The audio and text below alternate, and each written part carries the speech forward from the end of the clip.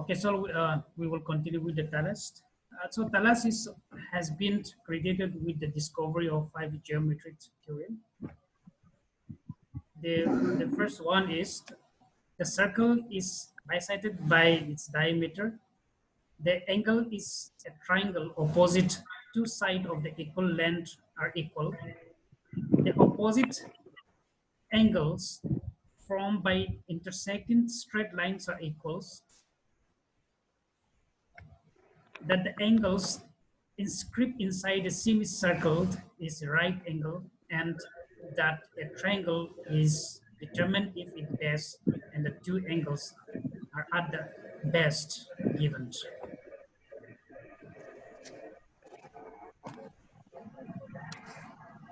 So according to Aristotle and other writers of antiquity, Thales was regarded as an original thinker, and his water theory does not bear a close relationship with Greek mythological assertions or with Babylon's text, which has come down to us.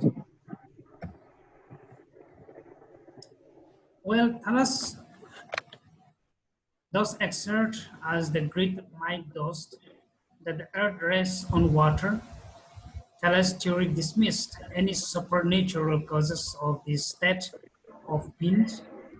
For Thales, there are practical, probable, logical reasons for why things happen, and the gods had nothing to do with observational phenomena.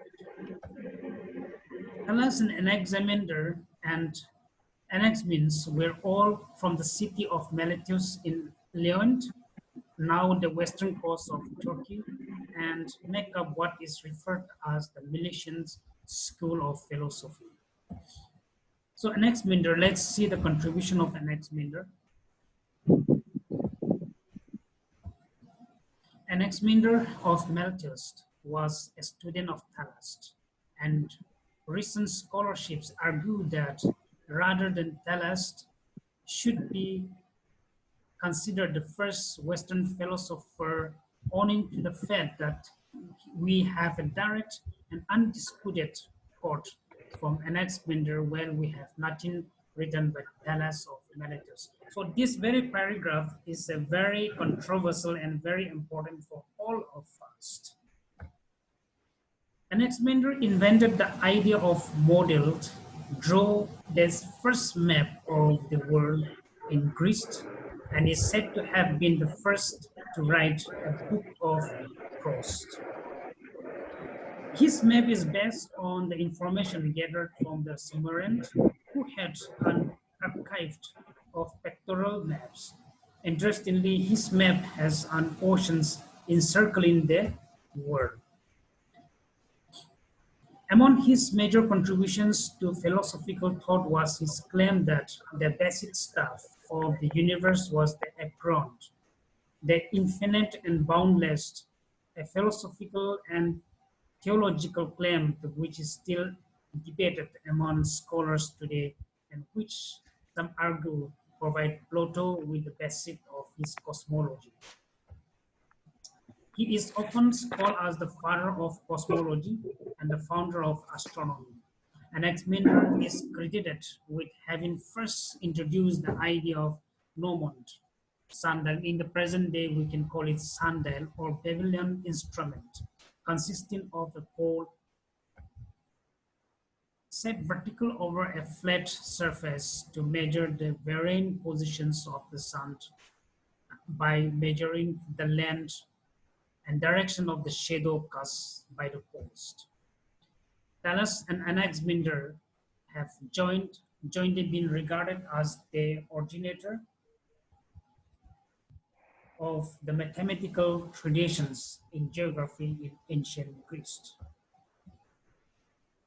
So let us see the contributions of Hecatus, another great classical Greek literature. Therefore, before the credit, Hecatus is one of the earliest writers of prose in classical Greek literature. Therefore, the credit of originating the literary tradition goes to Hecatus. Hecatus' book gas paradox. In English, it is known as description of the earth, is regarded as the first known attempt to synthesize available knowledge about the world in a usable form. His work was published in the end of 6th century BC. In his work, Hecatus gives a general survey of the world. It describes the places and districts situated in the vicinity of Mediterranean Sea, especially those near the Aegean Sea. Aegean Sea.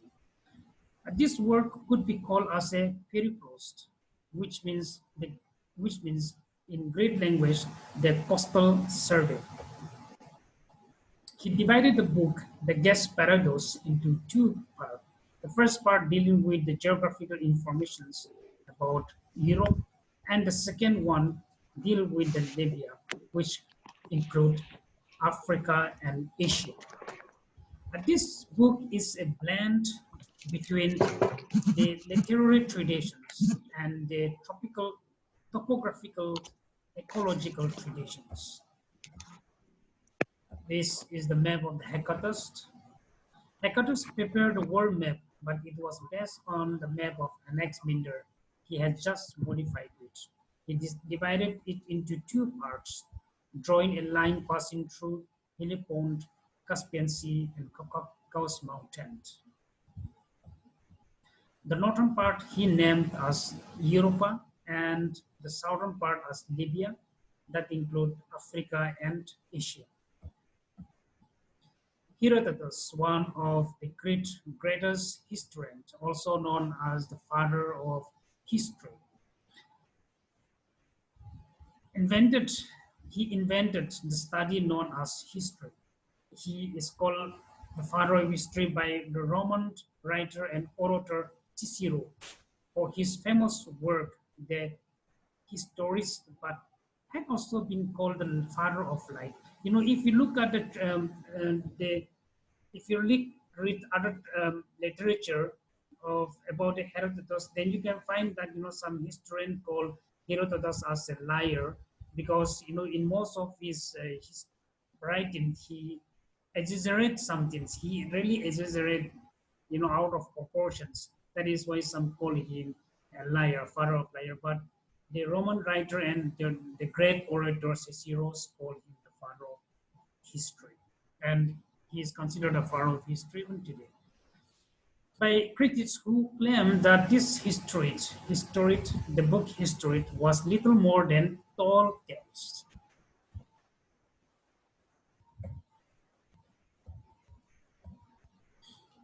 Herodotus is also generally regarded as the founder of the geography because while he is writing about researching about history, he has also contributed a lot towards the growth of geography. That is why he is considered as one of the founder of the geography.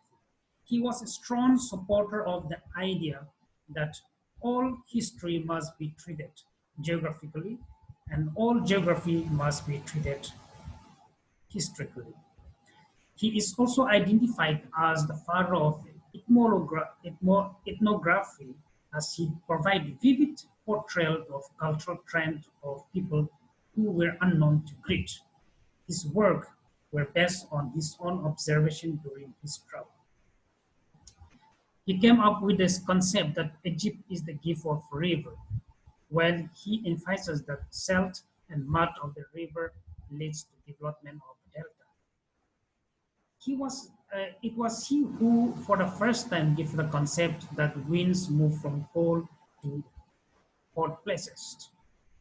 This is the map of the um, Herodotus. So now see, by these three slides, you can see that though he is a historian, he has, identified some of the historical aspect, geographical, important geographical phenomena. Like just like he was, talking about river as the gift of a gift of Egypt. And he was also talking about, how the deltas got developed.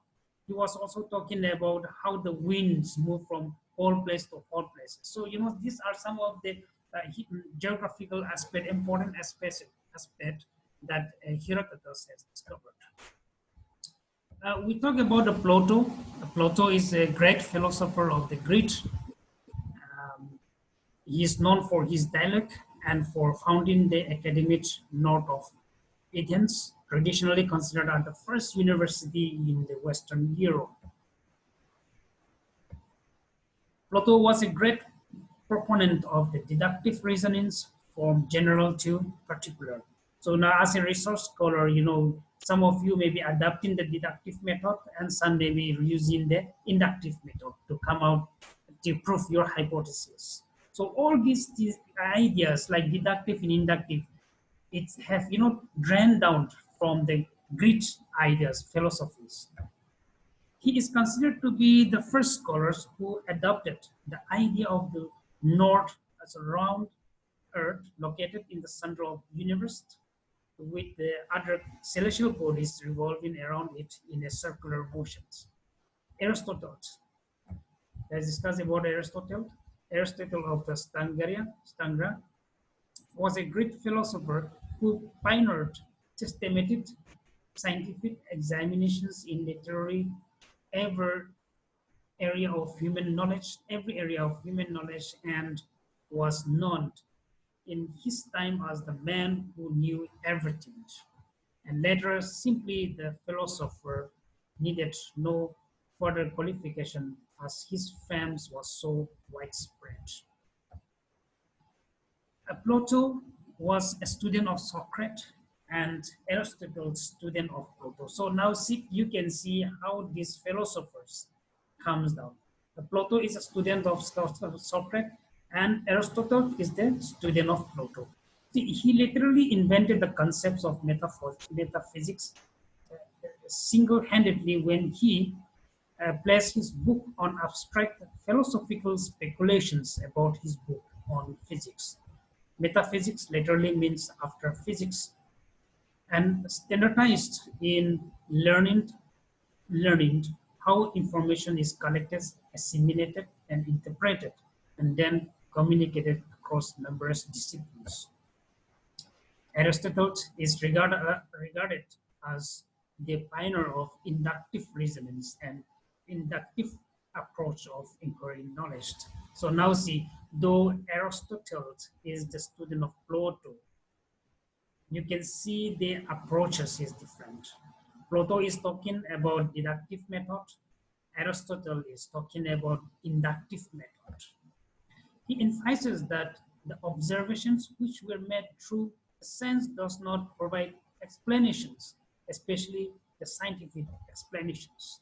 He agreed with Plato that the earth is spherical in shape and went a step further by seeking an explanation for spherical shapes. He even contributed to the branch of human geography when he put forward the concept of variations in habitability on the surface of the Earth on the basis of the latitudinal positions. He opined that the regions near to the equators were inhabitable and named it as a torrid zones.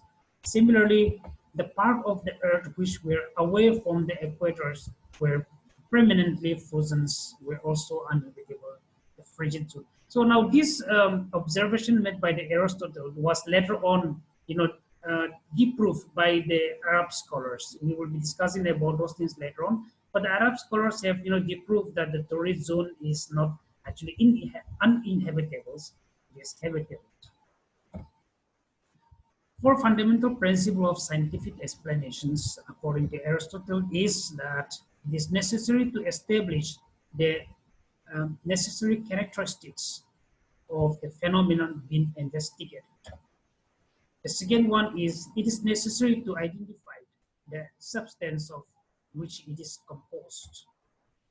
The third is it is necessary to identify the purpose, the process through which the phenomenon has attained its present form. The fourth, it is necessary to identify the purpose that the phenomenon concerned fulfilled in the overall schemes of nature. Aristotle is the first teleologist who believed that everything was changing in accordance with a pre-existing plan. You please find out what is the definitions, what is the origin of the philologist.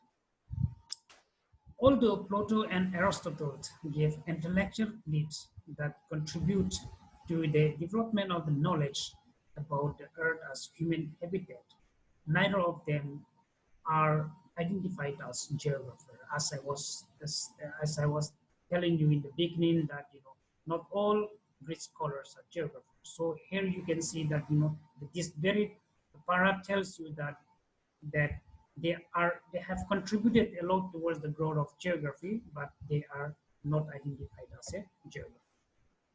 So let us discuss about the Eratosthenes,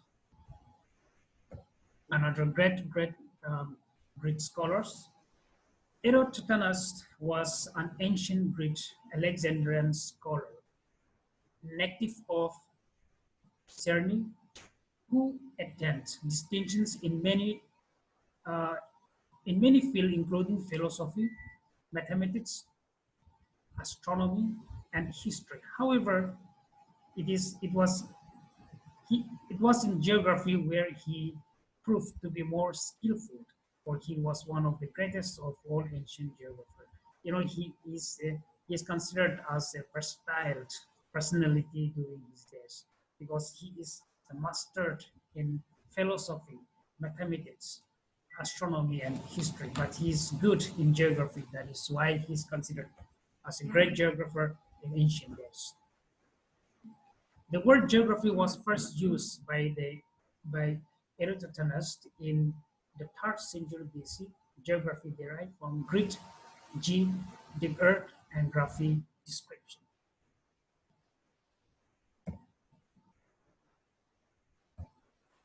Eratosthenes' word includes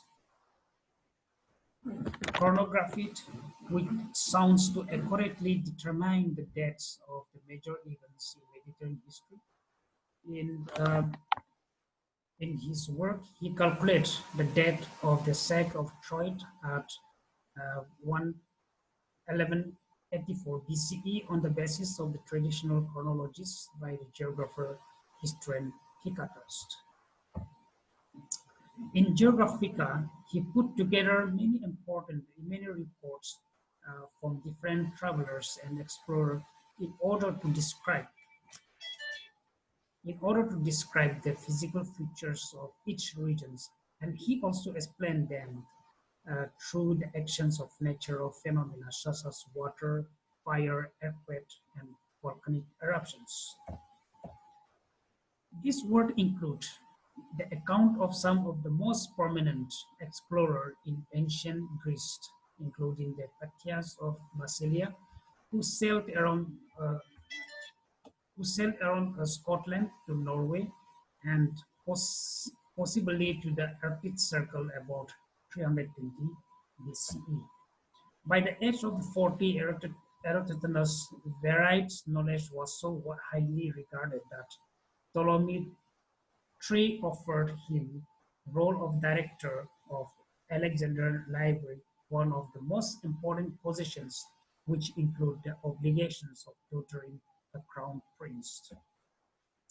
It was here he tried to measure the circumference of the earth. Eratosthenes calculated the total circumference of the earth to be 440,000 kilometers. Eratosthenes' calculation was a little out, but accuracy of his figure for the circumference of the earth could not be equivalent until modern time. His method was valid for a theoretical perspective. His measurement of angles were highly accurate, but it was his measurement of distance that lacked precision. That is the reasons why he could not give the accurate calculation of the circumference of the earth. Now the only lacking is that because of the measurement of distance. Eratosthenes had certainly proved in his work that theory, observations, and experimentations were powerful and successful combinations in pursuit of knowledge. Mapping the earth. This is the map of the Eratosthenes. Eratosthenes also come up with the techniques of charting the earth's surface. He separated the earth world known to him into northern and southern division using an east-west line parallel to the equator, running through the islands of Rhodes and Poseidon, the Mediterranean.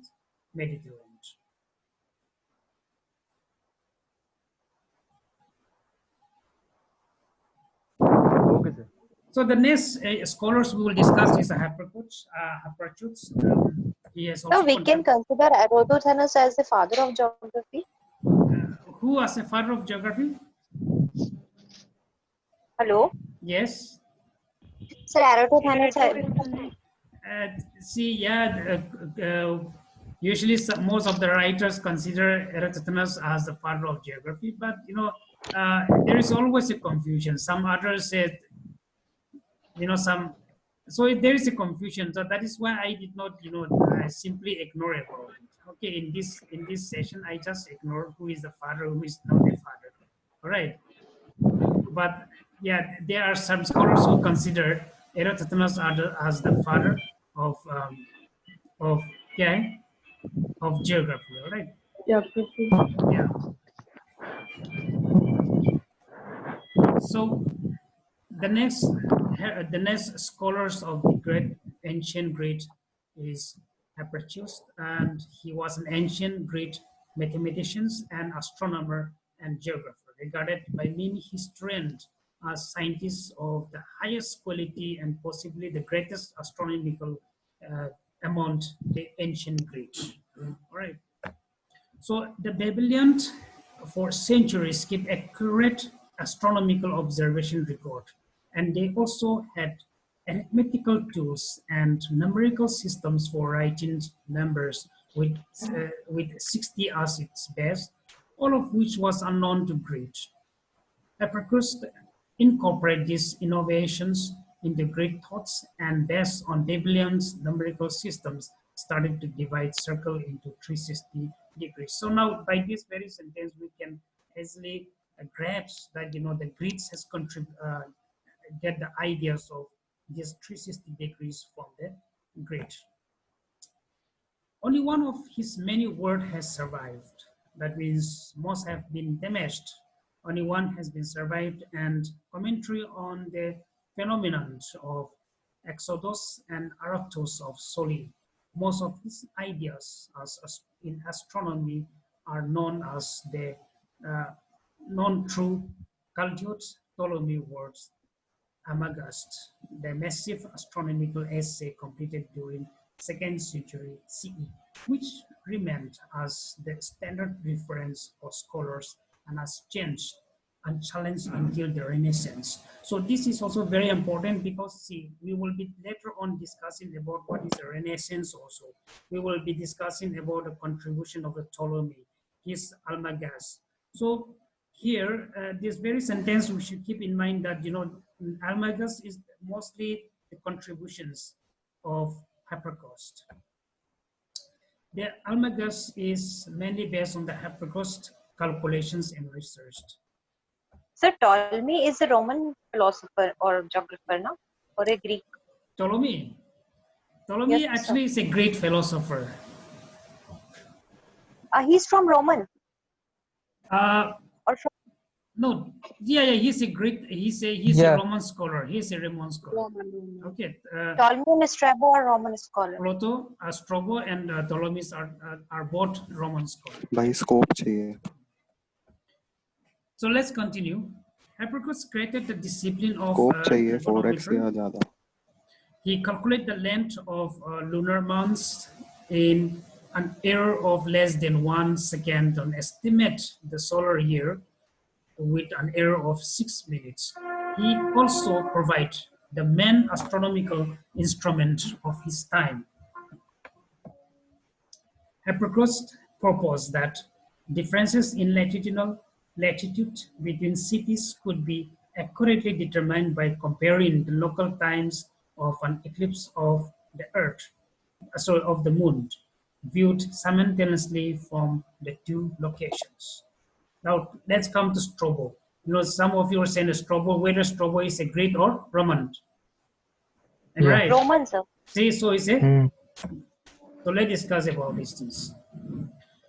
See, actually, what happened to this Strabo? Strabo was a great geographer and historian, but he have during around let me say around 12 years when he was 21 years, Strabo moved to Rome, where he studied philosophy. Okay, but basically he's from Greece, but he have moved when he was 21st, around 21 years, moved to Rome and he has settled down there. So now he is um, historian who saw the final collapse of the Roman Empire. So this Roman Empire is also very important. The collapse of Roman Empire ये बहुत important है geographical thought पे, especially the growth of geographical knowledge पे.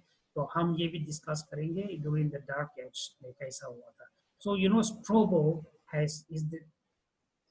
is a scholar who have also witnessed something is going wrong. He has witnessed.